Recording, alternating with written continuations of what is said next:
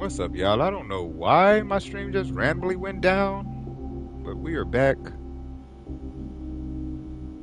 They ain't gonna stop this when I'm in the middle of a conversation, getting thoroughly entertained, and about to watch a breakup. How dare they interrupt that? Anyway, uh, let's read this. Fuck you.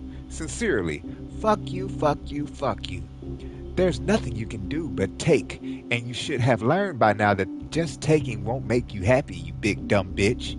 Damn, stop. Just, I don't know what to say. I feel disgusted, both with her and myself. Just stop.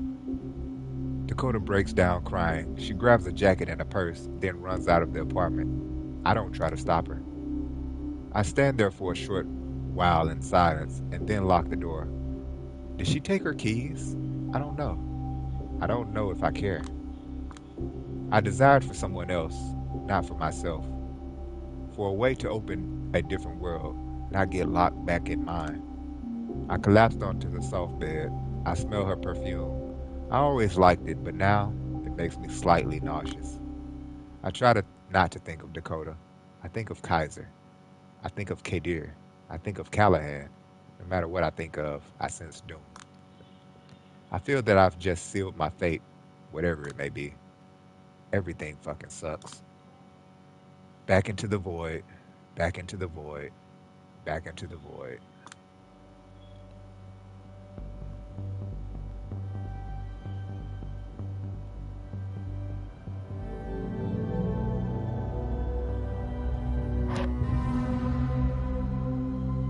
For me, it always starts with an image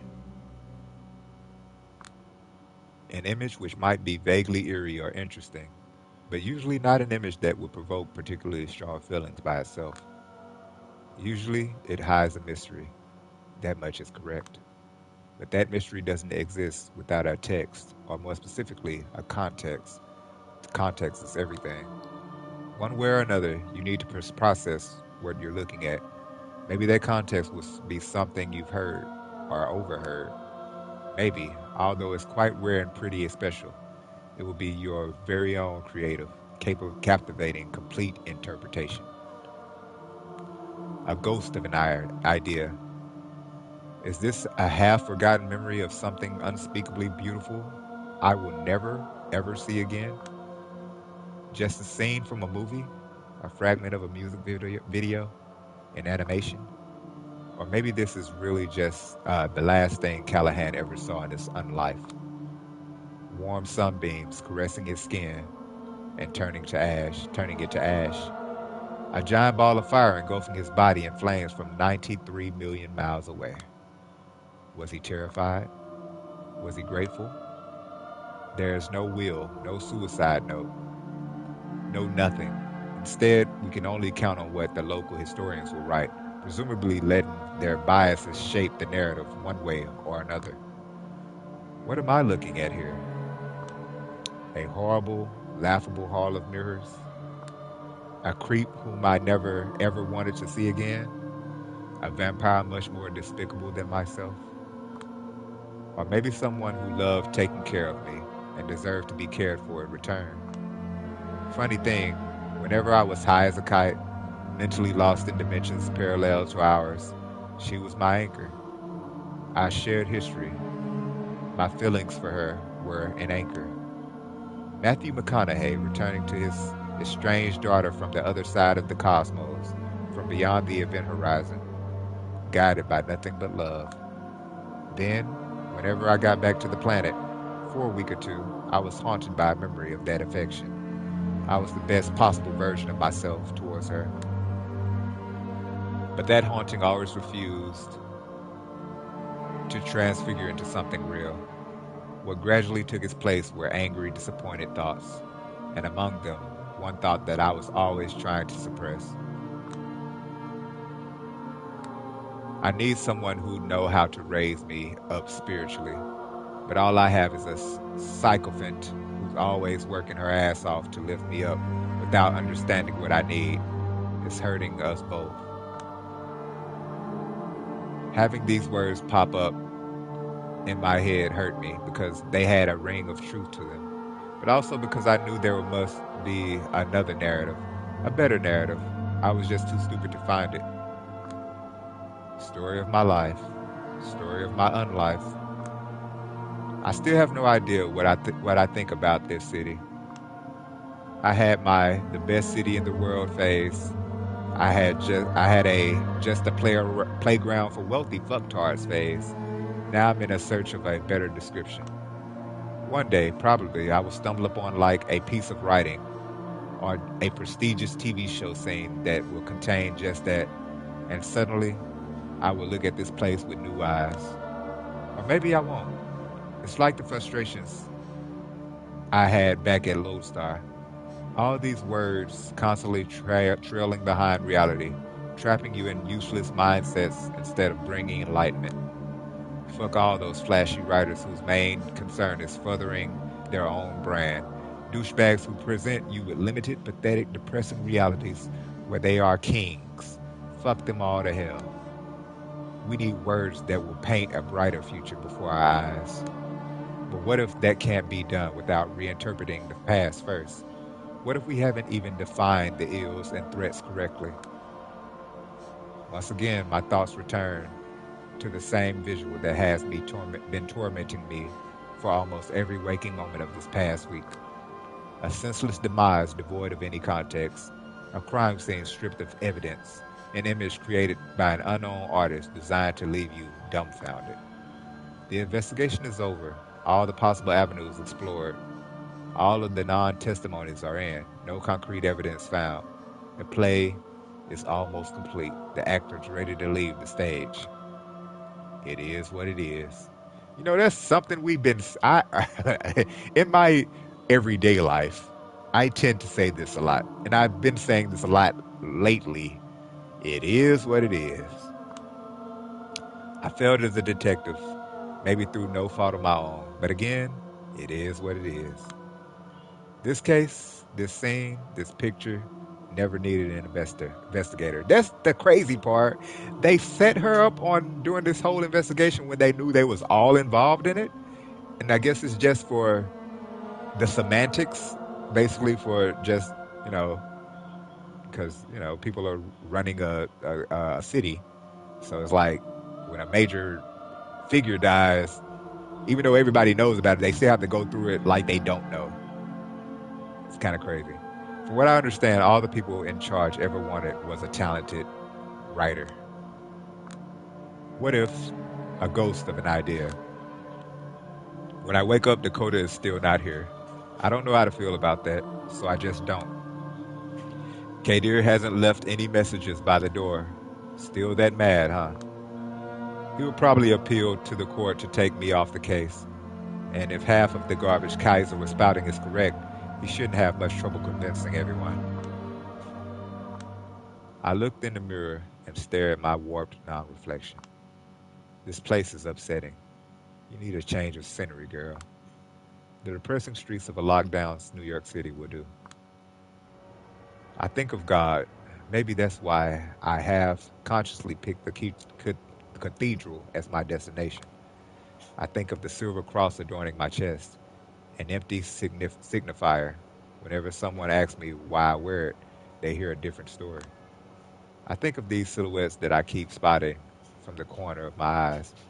No, I don't even want to imagine what that means. I feel what it means, and it makes me nauseous enough. I think of my clan, so closely tied to the Catholic Church.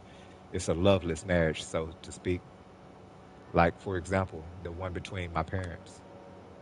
I think about the great irony of the sombrous truths with the Holy See. We are the only ones who stay so close to the Lord's light, even though we're certain we will never, ever reach it. Some of us shadows have visions, visions of comrades who departed this world recently, traveling through some abstract space, one that's disturbing and astonishing in equal measures. They almost reach whatever afterlife there is for our kind, but then get caught and consumed by a dark, monstrous silhouette. The rumor is Antediluvian wasn't stopped by his final death. He's still out there, behind the shadows, taking revenge for our patricide, feeding on us like Saturn devouring his children. As Dakota would say, it might not be factual, but it is an emotional truth. From joining the Camarilla to panically scrambling for any safe house, it's like our elders are solely motivated by fear. The sins of our fathers are catching up with them, and it's young kindred like me who are given responsibility to clean up their mess with the constant sense of doom looming over the horizon. We don't talk about salvation anymore. We're just minimizing the impact of damnation. That's no way to live. But then again, maybe that's why they call it unlife. Shit, it's been a while. Hello there, a lost sheep. I'll have you know this shepherd was extraordinarily patient in waiting for you. What are you doing here while the night is so young? Out for blood? Well, you're in luck. This place offers both the body and blood. If missionaries learned their methods from pickup artists, they would be all like this guy. I'm not in the mood. You sorry ass bum. Step the fuck away from me, if you or you're gonna be sorry. Oh my, something troubling you? If so, I can arrange a confession. Or if you're in a hurry, keep in mind the path from inner turmoil begins with a friendly ear, and I've got one right here. Kyowa Jinba Tuja. You want me to fuck you up, don't you? Don't you? Julia, as you should know by now, I always interpret this kind of response to preaching the divine as the devil stirring inside. Is that what it is, Julia? The liar and the father of lies got a hold of your soul? If so, give me a signal, even the smallest one. I'll do my best to spot it. Something swells up inside my chest. I recognize the feeling. The handbrakes just broke, and I'm definitely not on level ground. Fuck, here we go. Listen, I've had enough, all right? Enough. Enough of your sanctimonious attitude. Sanctimonious action attitude, my bad. Enough of your brazen lack of basic empathy. Enough of your dumb, ugly fucking mug. You're a fucking singularity of stupidity, tastelessness, and cringe. I've met all sorts of horrible shitheads and asshats this week, and somehow none of them got under my skin the way you do. You motherfucker. like a goddamn Jehovah's like a goddamn Jehovah's Witness going from door to door, except you're always knocking on my fucking skull, going, hey, do you know God exists? Have you heard that God exists? Like, hold on, hold it right there. When did I ever say that God exists? What? I said, what makes you think I believe God exists? Oh, now you're just fucking with me. No, I'm being serious. Well, he sounds serious, at least. I'm actually speechless. I think there's been some sort of silly misunderstanding that desperately needs to be cleared up. I'm all ears. I sure hope so, Julia. I feel like you must have ignored half of what I've been saying for you to reach these conclusions. That's very well possible, actually. It usually takes 15 seconds of him talking to get me completely zoned out. So, to avoid any further mix ups, I will go back to the beginning and explain the core of my religious beliefs, okay? So, I love the Catholic imagery. I cherish the traditions and lore. I adore the practices, the intricacies of the theology, the messages contained in the Bible. Of course, I do.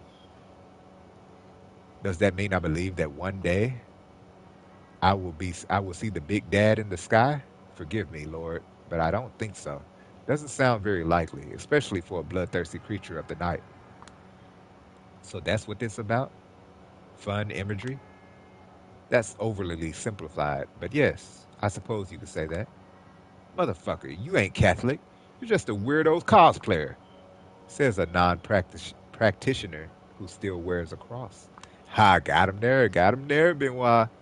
Yeah, but don't shove it down people's throats for fun in my spare time. I'm simply trying to share the joys of religion has brought to my own life with others. What joys? Oh, where to start? Where there are so many. When there are so many. The joy of having plainly understandable rules to follow. The joy of having a structure to your life. The joy of always knowing where to find people who share your values. You know what?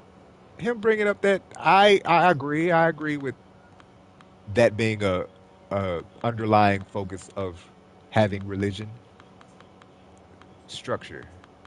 You know, having knowing exact rules to follow to be someone who is considered a good person. So yeah, I believe I respect that comment. Above all, it's the joys of being an aristocracy, surrounding oneself with exquisite, luxurious architecture, beautiful classical music, ornate rituals formalizing our actions and relationships, a pursuit of virtue separating you from the all serving an idea greater than themselves. It's like monarchy of some Camarilla traditions, but not as gauche or whatever. So that's what it is, or what it was. You saw pretty paintings and buildings and thought, hell yeah, I want in. And then you just decide what they mean to you. Oh, don't get me wrong. It's real faith that brought me to the fold, but eventually I whittled down this religion to its core. What interests me. Unbelievable. But don't think for a second I wasn't empathetic when I was trying to convert you. You are the embodiment of existential despair surrounding us. The one that people usually try to drown out with drugs, sex, work, Netflix, pick your poison. All of them temporary copes. Why he throw Netflix in there like that? Empty yourself, kill your ego, get a routine, join a community. Ground your morality in something tangible. Start perceiving yourself as a part of something greater. All of it good advice by itself, but codified in an appealing, otherworldly aesthetic, one that keeps the beast at bay, one you're always almost fitting into the way you are. What's there to hate? Unbelievable. You're a goddamn lunatic. He looks to the sky. Father, forgive them. They know not what they do. Stop that. Your entire ideology is just aesthetics, you fucking loon. How exactly do I differ from anyone else nowadays in this regard? Stop arguing semantics. No, you stop. Just look at yourself. A privileged burnout who refuses to invest herself in anything. Only started committing to anything when, for once in your unlife, you were forced into a politically charged, dangerous task. Once it's over, you'll be back to being an aimless brat. Damn. Desire to murder increases. Ever since World War II, I've been watching every person and every ideal I cared about wither and disappear. That's the source of my pain. That's the real reason I am what I am. The source of your pain, a thing that defines you, people have been mean to you. Fuck off. People in third world countries keep their heads high while suffering from every sort of horror, but you have a complete mental breakdown every time you remember you have a mommy issues. Wow, classy. Oh, don't act like you have the high grounds here. You obvious sadist. All I'm saying is everyone has a different framework and different lens to view their sufferings through. Yes, and if there's one thing abandoning your humanity should have shown you is that kind frameworks are not enough. Petty vendettas, childless romances, pointless power struggles, the dumb gamble that's chasing a successful career. Mommy and daddy issues, sure, why not? Pain and pleasure dictate everything. Everyone wants something bigger than this. They want to escape from this drudgery. They want psychedelia, but permanent. They want to stare at God's face even if he does not exist. And you can show them how. Accept the cross you're wearing into your heart, Julia. Accept it. Creepy fucker. Just accept it. All right, that will be enough, Benoit. The mood changes in an instant. The sight of Father Leonard takes us both aback. Father, what are you doing here so early? You two are arguing so loudly I had to come in out of, and check. Even if, with all the panic on the TV these days, simply walking outside feels like marching into a war zone. Yeah, I'm sorry. You should be. I was willing to turn a blind eye to your quirks because I believe you to have heart in the right place, mostly. But I'm very disappointed in the way you approach folks in need. Right now, Benoit Segal is displaying all the confidence of a scolded teacher's favorite. But I was trying to guide her, to set her on the right path. I know, Benoit, I know. That's the problem. The sacristy is open. Please head there right now. We need to have a long talk. Get me some coffee if you wish. But, Benoit, he slowly slinks away, looking defeated, deflated, debased. I burned the moment into my retinas, etched on my skull, etched it on my soul, kind of hoping I'll never have to see him again, and this is how I remember him. Father Leonard watches him closely until he disappears from sight, then turns to me. I feel sorry for him. I keep hoping he might find some basic empathy through faith, but all I've done thus far is let him leave you at the end of your teaching or your tether. Yeah, that's some faith he has. Are you okay with all the bullshit he's spouting? Huh? I don't exactly support it, but I don't reject it. It's like attrition and contrition. Imperfect repentance, you know? One is focused on the relationship with God, the other selfish and focused on personal gain. But both work. But both of them work. Yeah, but doesn't this strike you as completely missing the point? A bit. Purely secular takes on Christ's teachings are nothing new. Pascal's wager is a boring example, but have you, by chance, read Bulgakov's The Master and Margarita? Sure, back in Poland, every teen trying to look intellectual online loved to repeat that joke about the talking cat and swear he never poured vodka for a lady because women deserve pure alcohol. That's one taken away from that novel, I suppose. I read it as a moving depiction of Christ, who's not a divine being, stripped of mythic qualities, but open for transcendence. Jesus and Satan understood as powerful forces battling within us. Would have to read it again. It's been too long. Sounds nice though. I stretch lazily and take out another smoke. Leonard watches me closely before speaking up again. Julia. Hmm? 4 hours from now, there is going to be a meeting in the Elysium. The big finale of celebrations of power. Everyone will be there, but they were counting on you to not show up. The good sheriff plans to present the results of the investigation in your stead. It's a simple, crude strategy.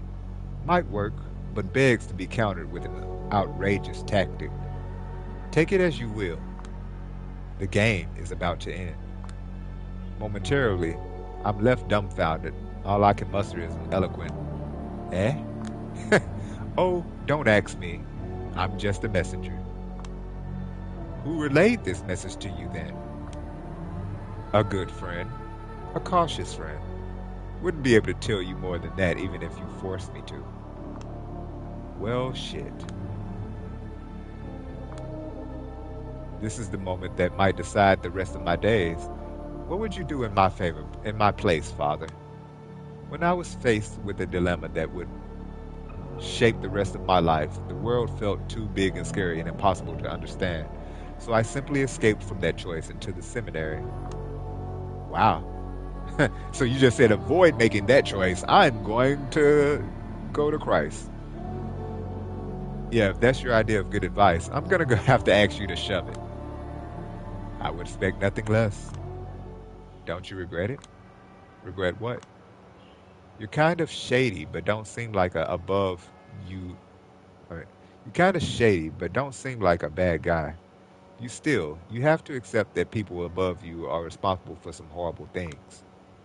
If our superiors' acts count as our own sins, then on the face of it, probably half the people in this world are irredeemable. Clever, but not a real answer. And being a low-level grunt for assholes you find wholly objectionable is no way to live. I don't know, is it? I finished the smoke in silence. I have to go. Don't know if and when we'll see each other again, but when that happens, I probably won't be the same old me. Of course, but before I leave to scold Benoit, let me say one more thing. Yeah? These are difficult times. Perk, what up, bro? New here, but nothing has changed. Trust nobody. Trust nobody, bro. Appreciate that coming through, bro. How you doing? How your night going?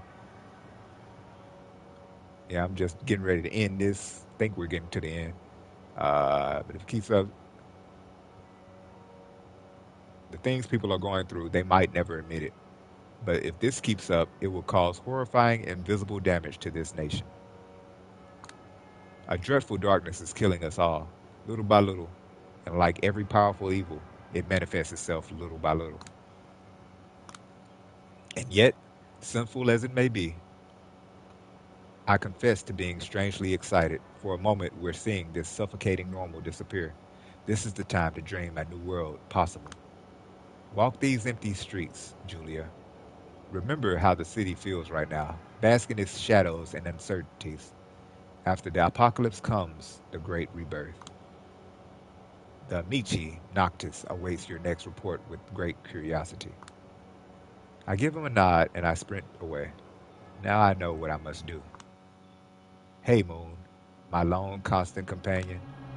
When I moved here for good from, the old country, you were the only close friend who kept me company.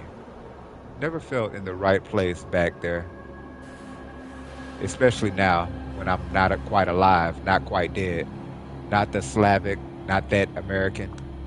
I'm good, family. Hope all is well on your end. Yes, sir. Yes, sir. Can't complain. No complaints. It's been a long road, hasn't it? Wish me luck. I catch him in front of the art hole because, of course, he had to be the first person I met there. No way. No, no, no, no, no. I'm going to be the laughing stock of the entire city if I don't show up to the resolution of my own investigation. How about you demonstrate a modicum of courtesy? Courtesy? Girl, I should put you on trial. I can't guarantee I eventually won't. You've messed with Kaiser, the eminence grise of the city, beaten him to a pulp like a random goon. He will do everything he can to destroy you from now on, and my bet is he'll succeed. Whatever will be, will be. For now, at the very least, I'd like to show the court I'm not a baby fledgling who can't see a task she was given to the end. You're making a huge mistake. How did you even learn this meeting is happening in the first place? Maybe I'm not as a trash investigator as you thought I was. I never said, but you're showing it. That's not a fair assessment. I wanted to finish this whole mess myself, for your own good. It would be nice if you asked what I think next time. I'm actually pissed off he tried to pull this off without me, but I'm not letting it show, counting on being able to guilt trip him into submission. His deep sigh of resignation proves that my tactic was successful. Fine, but you will stay quiet the whole time. No tricks, ifs, or buts. But of course, this way. We step into the mall of the gallery. The celebrations of power are almost over. Everyone is back to their usual respective styles again, looking weary of each other's company, trapped in their own little worlds. The art hall is nearly empty now, and remaining nobodies until leaving the premises. Eventually, only me and a select few New York Camarilla VIPs remained. Ah, Miss Lewinsky. Barely made it in, huh? The asshole with the glued on smile spots me first, and he's just as authentically enthused to see me as ever. So he finally showed his face around here. I wasn't sure if you'd join us tonight. Katie had made this meeting sound like a one man show. The preparations took me a bit longer than I thought they would. I apologize. Are you, by chance, planning to surprise us with something? Well, if I was planning something, it wouldn't be a surprise if I told you now, would it? Can I have everyone's attention, please? We're about to begin. Everyone remaining in the building gathers around Kadir. Ah, exciting. Is everyone present? Present and accounted for. My prince. Yes, before we begin, let me welcome an unusual guest to our fold. She gestures towards a corner, from behind which emerges a silhouette that would have never, ever appeared under normal circumstances. Ah, Torque. Name's Torque. I'm the Baron of the Bronx, and I was delegated here by my compatriots as an oversight authority. I'm here to observe the results of the investigation. Nothing more, nothing less. Let me stress this one last time. This is the one time occurrence, meant to alleviate the tensions in the city. Not a symbol of mutual recognition. Not in the slightest. I peek at Addison's face to get a feel for how a hardline loyalist might grapple with this arrangement. His expression betrays no surprise, only a slight discomfort.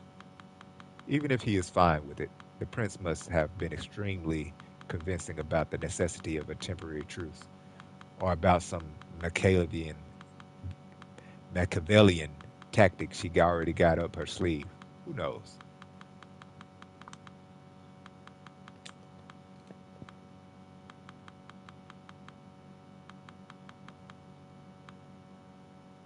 Of course, we might have irreconcilable differences, but there are times they have to be temporarily put aside in order to quell unrest and open paths for constructive, meaningful change. If anyone would like to voice their concerns, the time is now.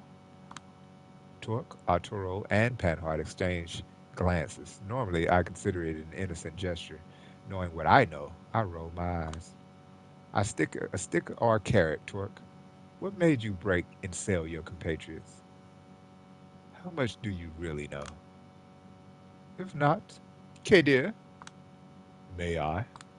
He steps into the middle of the room and clears his throat theatrically. First, let me plainly state that the conclusion I'm going to present is by no means my own achievement. It is the result of a tireless investigation conducted by a talented kindred I won't name here. A telling glance in Torque's direction serves as a succinct explanation for why he refuses to call them by their names. And of course, Julius Winsky, whose ceaseless groundwork over the past few nights served as a foundation for the findings that are about to be revealed here. Thank you, Julia. It's not the first time he sets out to oversell my achievements. As a sheriff, my role here is representative, mostly representative. I spent the last few days overseeing the celebrations in Elysium, making sure no harm would befall anyone present. Luckily, none did. Looks like the prince's decision to move forward with the event was the correct one. And for that, we should extend our thanks to Kadir, and let us not overlook our guest to a degree. I managed to convince my key allies that diplomatic action is the only way forward in this case. No matter how wrong-headed the enemy can be, we still need avenues to negotiate and communicate. I'm curious how Tamika would react to him looking like a corporate bastard designing the future order, dismissing potential for change that lies in unrest. No wonder she dumped him. Spare us the empty pleasantries and let Kadar move on. I don't have all night for this. Right, I'll be concise.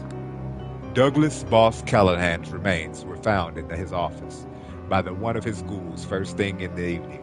The first kindred to confirm it was another Anarch Baron, Torque, present here. A mystery book author would refer to the circumstances of Callahan's death as a classic closed room mystery. The metal door, locked from the inside, served as the sole way in. There was no murder weapon, no useful testimonies, and the evidence was, how do I put it, barely circumstantial at best. What was left for us was one hell of a puzzle, one where the answer couldn't even be approached by using the tried and tested question, cui bono.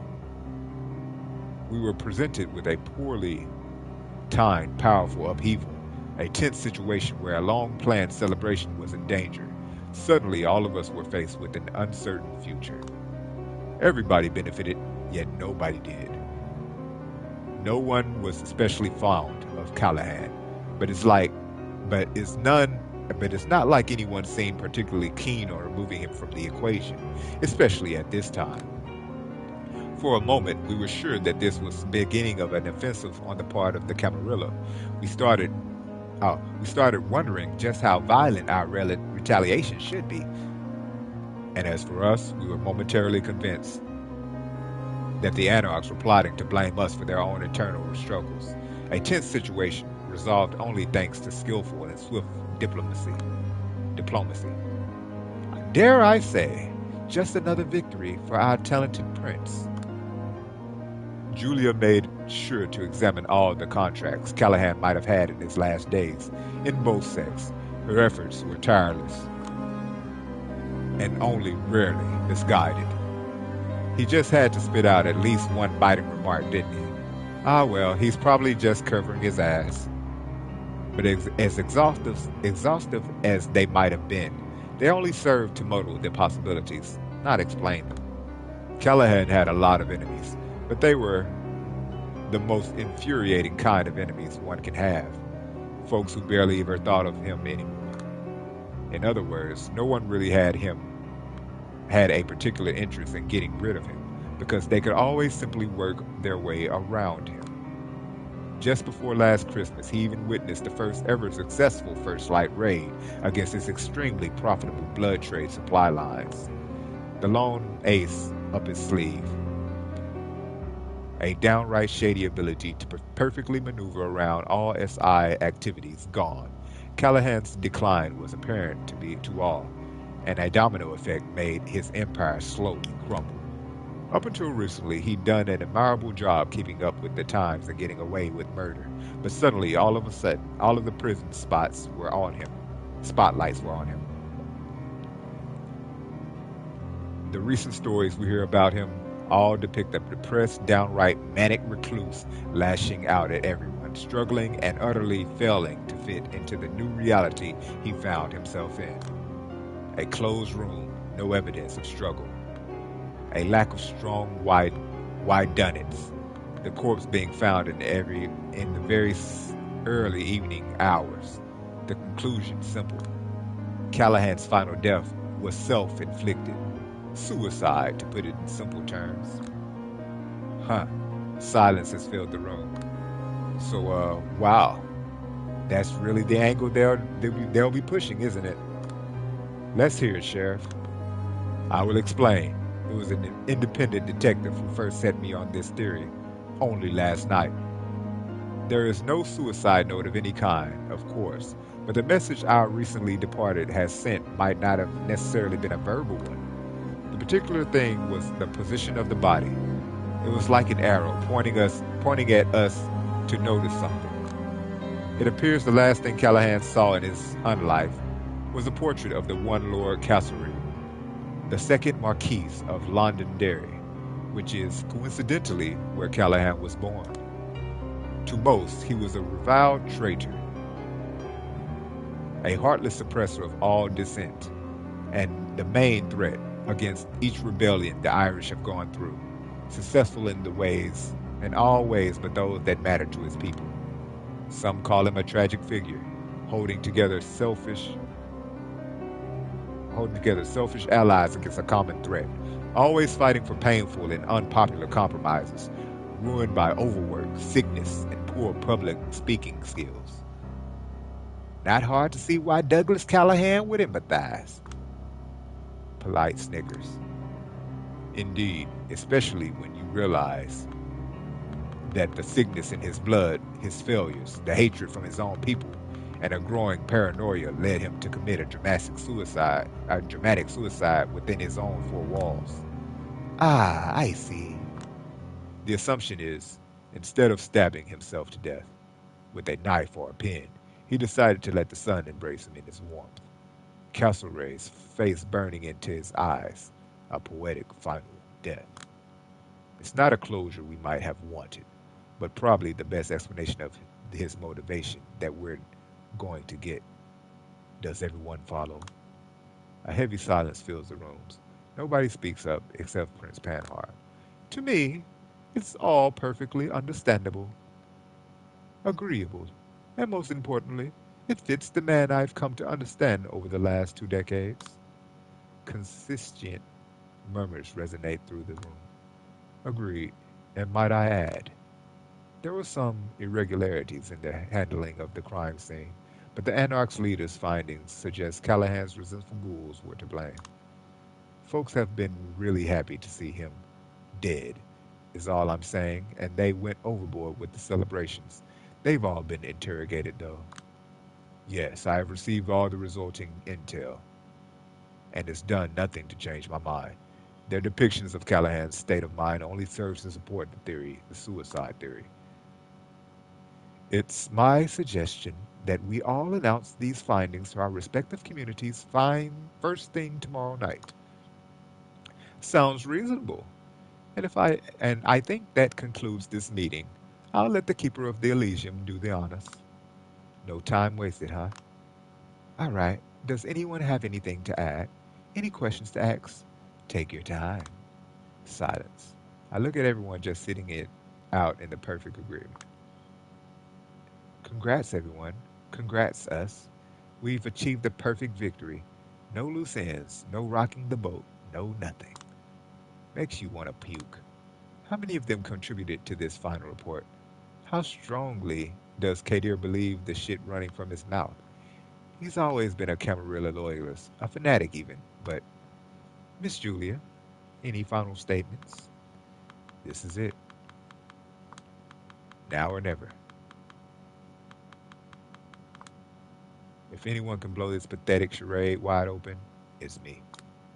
But there's no coming back from this road, and it has a cost. I spent all of my life and unlife on social climbing. The sunken cost of fallacy is kicking in. Challenging them here might be my only way of ever making it out of the pit I'm in.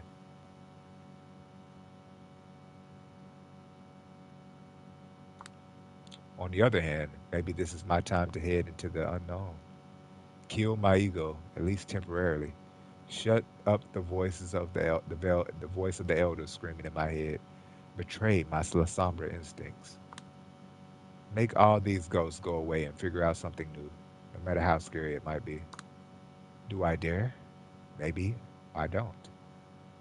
I feel like there's an incredible prize to be won, waiting right in front of me if I just dare to take out this revolver with this single bullet I have hidden on me and invite everyone here for a crazy game of Russian roulette. But I also get this foreboding gangster movie feeling. Like this is the scene where the future mobster could have gotten out, but he didn't. In the end, did Callahan think all the splendor of the golden era was worth it, this pathetic end? It's like there are two cells battling for dominance inside of me. One of them has to die, the other gets to live. Honestly, it's the flip of a coin. I reflect on all the kindred I've met, lessons I've learned, choices I've made over these past few nights to make a decision. And then, feeling like I'm simply following the way I conducted this investigation to its logical conclusion, I respond. No, nothing. Kadir has done an excellent job of summing up the entire case. A barely detectable tension in the air might have had to reckon with something I said, but luckily for them, turns out they won't. Well, looks like that's all, folks. Yes, looks like it. Excellent. Might I be going now then? Places to be, kindred to see. Took the words right out of my mouth. You can see it in some of their faces. Everyone is happy. Samira, will you escort Mr. Torque out?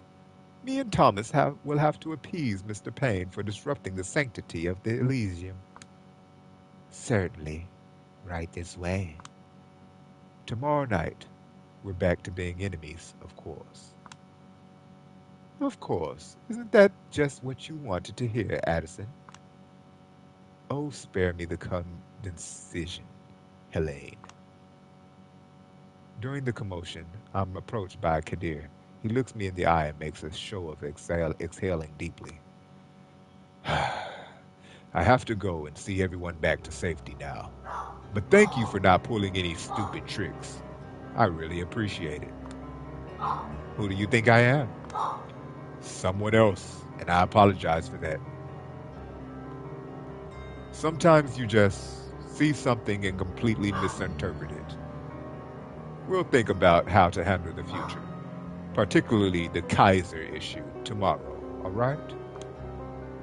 If I'm even here tomorrow. He passed me on the back with a short, awkward smile. See you then. Everyone slowly scatters, but I just sit there, keeping eye contact with the only person here I still have some unfinished business with. The art hole should have its doors closed by now, but nobody considers it weird that I'm staying. After all, the only person that is still accompanying me is the keeper of the Elysium. Aren't they a happy bunch? All's well that ends well. People were getting nervous, like you really had some good cards to play. You're a poker player?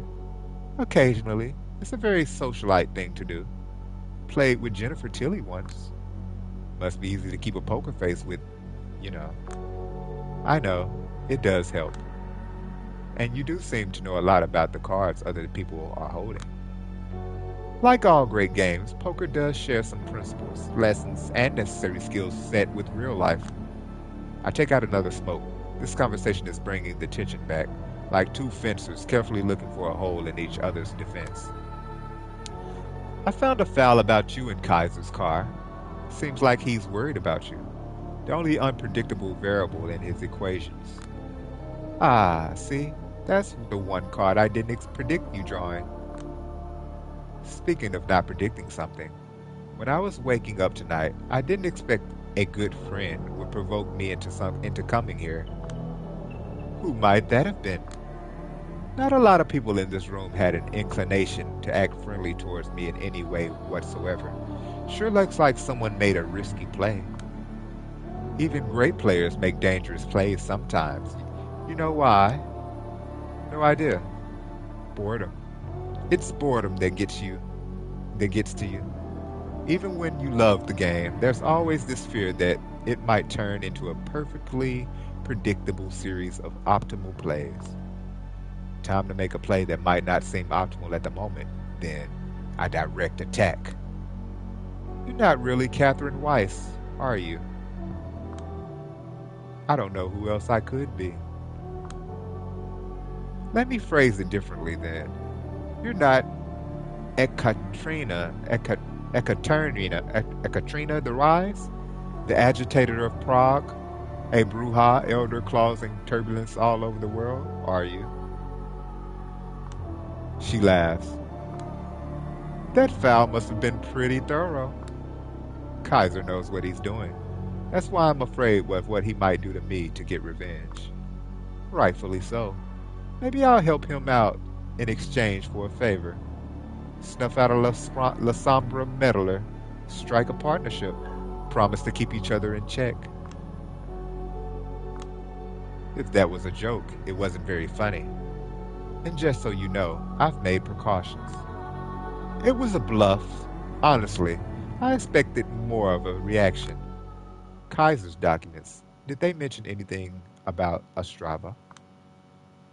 They say that's where you were born, as Hanna Urbanova was unlucky enough to immigrate to New York City at the perfect age and with a pretty accent approximating that of Ekaternia. Ekaterno, whatever it's called. Honestly explains a lot. Kadir told me that Aisling once organized a blood hunt after Catherine. Ekaterna. Ek- Ekaterina. Ekaterina? I don't know. Anyway, that she was both a liability and too intertwined with the city's history to give up on her. This solution, you, were deemed the best possible compromise by all the parties involved. The peculiars aren't really described. It is theorized that blood magic would use, maybe flesh crafting. I do remember a few images. Her accomplice's embrace. Christoph, the man who caught me, apologizing that the others broke my jaw as if he wasn't to blame. Violent brainwashing. But what's done is done. I might not be Ekaterina the Wise, but I'm definitely Catherine Wise now. I feel as good as about the situation as I probably can. She's the brooding Batman, and you're the fun-loving Bruce Wayne. Zorro and Diego de la Vega. I almost said it correctly. Zorro and Diego De la Vega. Something like that. A debutante who sleeps a lot and parties a lot only has to do something unpleasant from time to time. Do you hate her? Sometimes, but I mostly pity her. I've come to accept my fate, and I don't even feel much trauma when I see my jaw in the mirror, the way she does. Some pig broke hers centuries ago, and she still relives that assault every time she catches a glimpse of her own face. All that power, all that reach, all the appearances, still not enough. Don't get me wrong, but is there a point to all these questions? Oh, there definitely is. I think it was reading your file that made me ultimately decide against turning this investigation upside down. Was it now? An immigration from an immigrant from Eastern Europe comes to New York City, takes the position she always expected to find herself in, is molded into someone who is no longer herself. The story struck a chord. I felt like you were, maybe ever so slightly, pushing me to follow your way, to lose myself in a position of considerable power. I could see Julia Sawinski sharing Hanna Orbanova's fate, and to be honest, it scared the shit out of me. Catherine shakes her head. Funny, I mean, Ostrava is just 15 kilometers away from Poland's borders. I know. Think I've been there once when I was a kid. Parents love to travel. Who doesn't? She takes my smoke, turns back, takes a deep drag, and returns it to me. All of these long established organizations, with time, their practices always degenerate. Training start draining everything out of the participants, turns into a cycle of abuse aimed at no one in particular. But the funny thing is, if the victims aren't allowed into positions where they can perpetrate the abuse, they feel the abuse is aimed specifically at them. There's no winning move here. Do you understand what I'm trying to say? I think you're making excuses for yourself. She desperately tries to stop, but she laughs. Sounds a bit like a harpy screaming, but it's strangely endearing. I take a drag of the cigarette she took from me earlier. My inner grade schooler excitedly informs me it's an indirect kiss. Let's walk outside. I need to. Oh, her actual name shows up, Hannah. Let's walk outside. I need to close up shop. Dawn is almost here, and still need to talk about how to get you out of Kaiser's grasp. I nod and follow her to the street. So I hear you've been living with a human. Yeah, it didn't work out. Oh, and why is that? I don't know how this do I dare to call it sisterly bond came to happen, and I know it can't last beyond tonight, but I'm savoring every second. She's been turns out she's been single white femaling me. What is this term, single white femaling you? I don't follow. Thank you, Hannah. Please ask her to explain. I come home, I find her wearing my clothes, smoking my cigarettes, pretending to be me. The creepiest thing in the world. Hmm. So you find that pretending to be someone else is the creepiest thing in the world? I see how it is. Oh, piss off. That's a low blow. Why would she do that? No idea. I yelled at her and saw her running out. She probably back at home now. I hope. No, I don't. I don't know. I know it looks bad, but maybe you should just, ask her why she did it, and then make an informed decision, like like any normal person would, instead of just jumping to conclusions. Well, people jump to conclusions all the time, but yeah, just ask her. What are you talking about? That would be reasonable. I don't do that. She loses herself in thought for a moment, visibly torn whether or not to tell me something.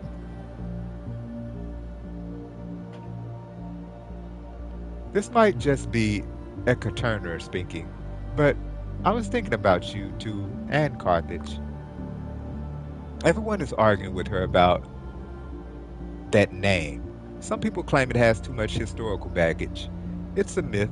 It didn't work. It was still vampires taking advantage of humans. But it's still a beautiful dream, and you two are like the embodiment of it. You mean the apocryphal story where Carthage was not destroyed because Romans were greedy for land, but because kindred and keen coexisted there in harmony? That's a pretty deep cut, you know.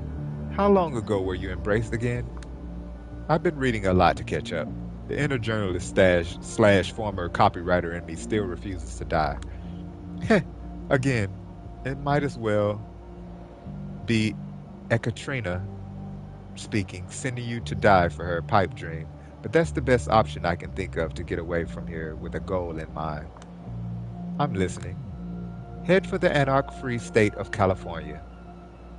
You might look for a man called Gals. If you're alone, you might have to do a lot to prove yourself. If you're with your friend, you might have to do a little less. If you succeed, you will be able to fight for the noble cause of establishing New Carthage. It's hopeless, but no matter what tough act Kadir is putting on, still better than waiting for Kaiser to act. Might as well give it a shot, and then see what happens. I mean, see what's next. Thank you. Don't thank me, you idiot. I'm not sending I'm not sending you to the West Coast to die. Oh no, I'm sending you to the West Coast to die, just so you're not here to blabber about me to Kaiser, and so that I can please my boss. Now scram, the sun is almost up.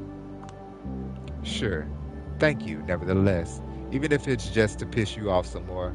Anything else I should know? I don't know exactly how practicing you are. Not even Father Leonard knows.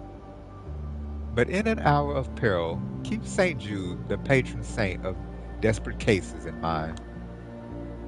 I'm not even religious, I mean, really. But in my darkest hour, someone told me to keep him in mind, and maybe I wouldn't be here if he didn't. Yeah, I know of St. Jude. In happier times, Mom used to joke he was the patron saint of her sex life. I see. Fellow Catholic guilt survivor, huh? That classic Eastern European upbringing. I'm not admitting to anything. Stay safe, Catherine, and thank you. See you again someday, somewhere, Julia. Although, probably not. I wave at her for the first time and probably the last time, and leave the Elysian behind. Hey, hey. She's sitting on the bed. It's obvious she was crying before, but trying her best to hold up. Where were you? I was, finishing my big investigation. She sniffs. So, how was it? I fucked it up big time. Didn't even put up a fight. Don't tell me you expected anything different. I did actually. You used to be a shining example of an investigative journalist. Maybe I never felt comfortable being an example. The wince on her face proves that got to her.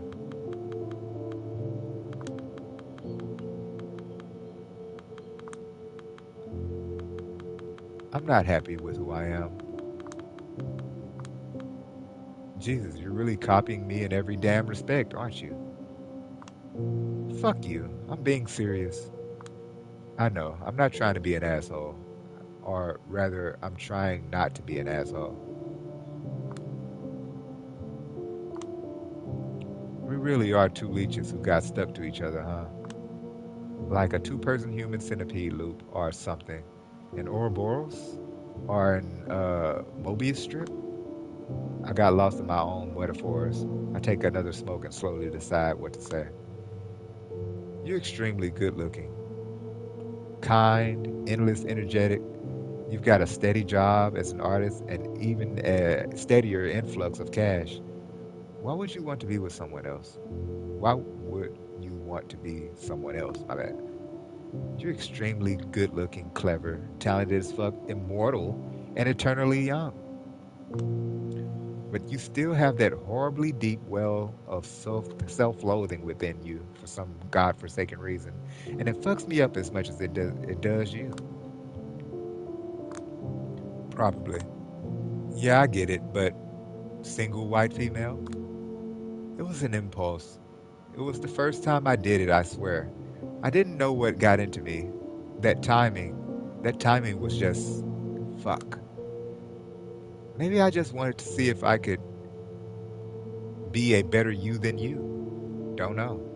Maybe I needed therapy, but I'm tired of looking for the kind of therapy that feels like it works and is not just brainwashing me. She might be lying, but I don't want to believe she's lying.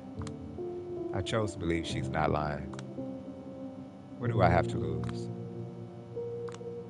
I think I want to give it one more shot. She raises her head. Do you? Yeah, I think I do. There's one condition, though.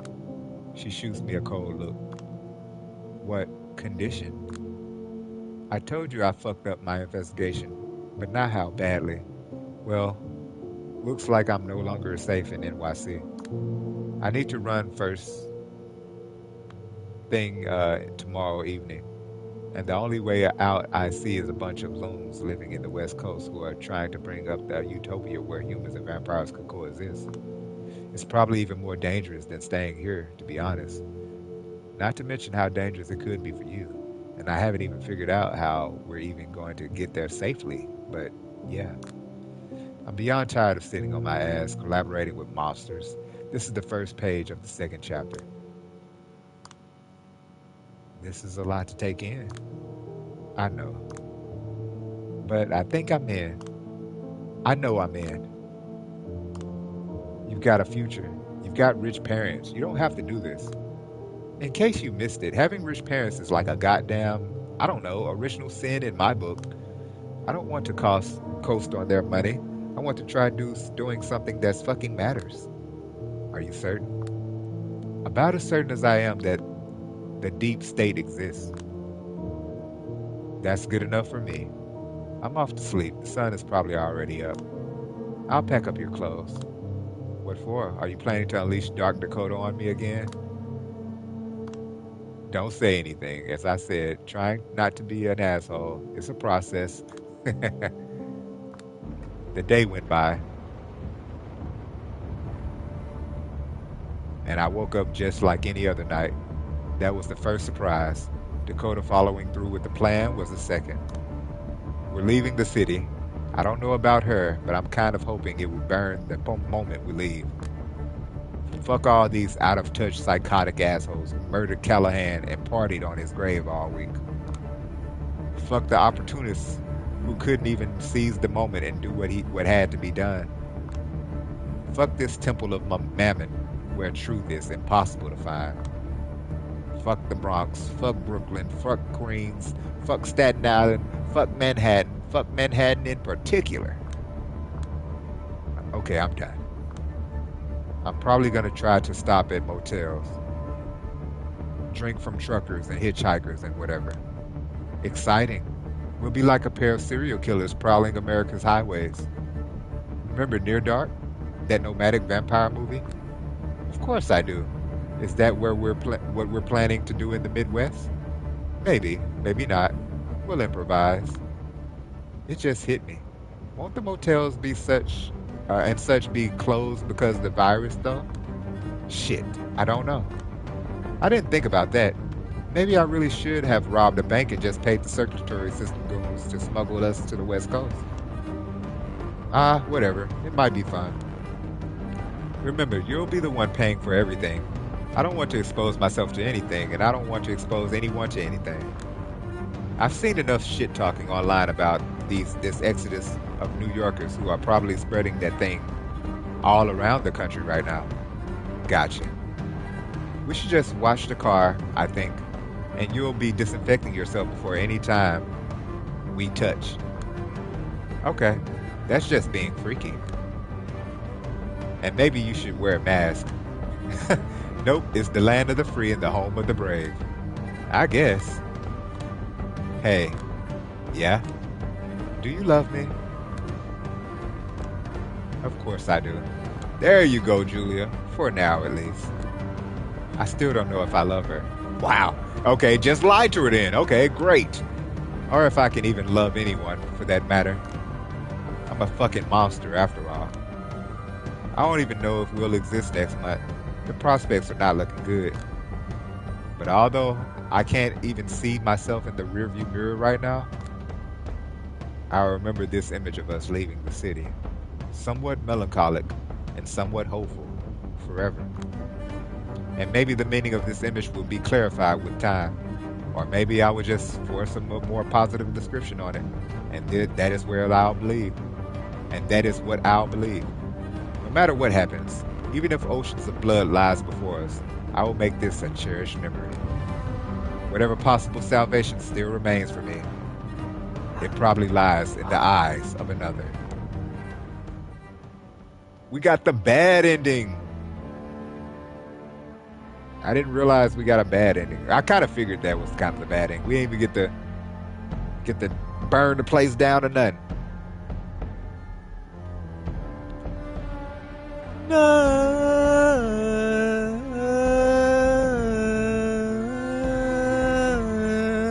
Well, you guys, ladies and gentlemen, there you go. There you have it. At least we made it through it. Not the best of ending, but we survived. We didn't die. You know, always a good thing. So, yeah, make sure y'all leave a like on the video. Show y'all support for the channel. It helps. Believe me, it helps. Make sure you follow me here, B-Rhy Express, on YouTube. That's at B-RHYEXPRESS at YouTube.com. Make sure y'all follow me here and on Twitch. Twitch is B-RHYEXPRESS, no dash in that one. All one word, B-Rhy Express. Follow me there. We are continuing through the month before madness. Also, we're actually coming to the conclusion, nearly, of the month before madness, because coming up next month is the month of madness, and we will continue playing some more horror video games and horror adjacent video games. But that was Vampire the Masquerade Shadows of New York. I had just earlier this week I saw a new Vampire the Masquerade visual novel game come out. So we will definitely be back on some more Vampire the Masquerade probably next year. And I believe that's the trilogy, the final game in this trilogy. I think it's like Destruction of New York or something like that, something crazy like that. But yeah, so be looking forward to that. Be looking forward to all the other games that we will be playing in the near future. We're just getting started with the spookiness. So till then, make sure y'all leave a like I said before. Perk, appreciate you coming through. Everybody else, I appreciate y'all for coming through. And I will see you guys next time. Love ya. Bye-bye.